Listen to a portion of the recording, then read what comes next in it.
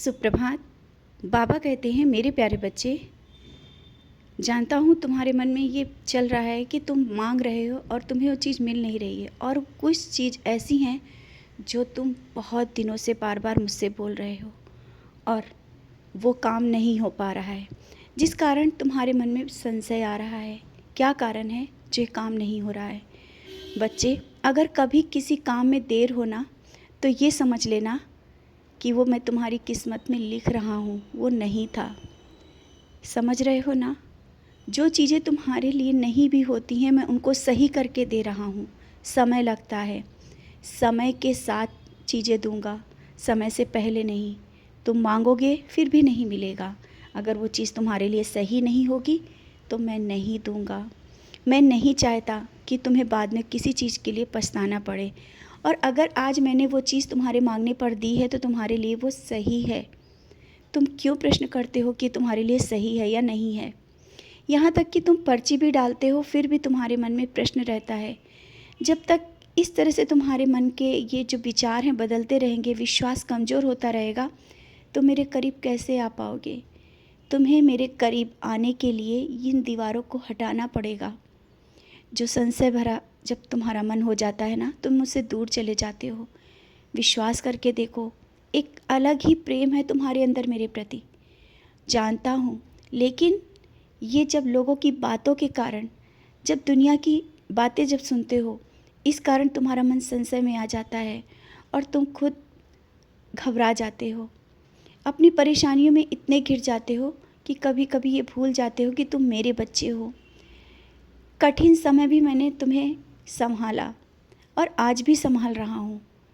जब तुमने जो चाहा वो मिला। आज भी कभी ऐसी परेशानी नहीं आने दी है कि तुम किसी के आगे हाथ फैलाओ। और ये जो समय चल रहा है ना, ये भी कट जाएगा बहुत ही जल्दी, और उस दिन तुम अपनी जीत का जश्न मनाओगे। जो तुम चाहते हो ना, वो बहुत जल्दी मिलेगा, लेकिन सबूरी रखो। बार बार मैं इसलिए सबूरी के लिए कहता हूँ कि तुम्हारा सब्र ही टूट रहा है।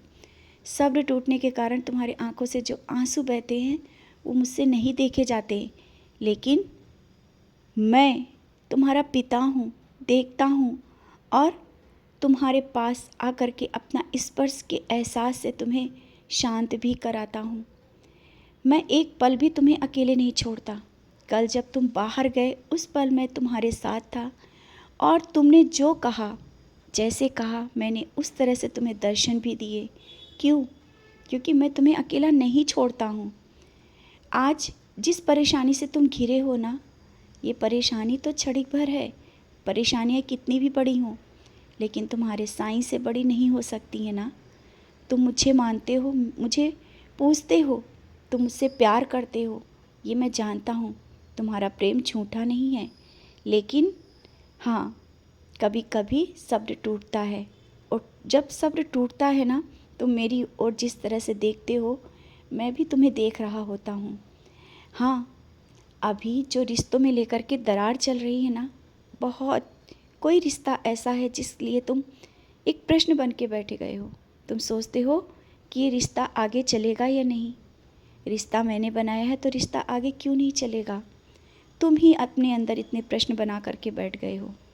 और तुम मेरे प्रिय बच्चे हो, मैं कभी तुम्हें दुख नहीं देख सकता हूँ।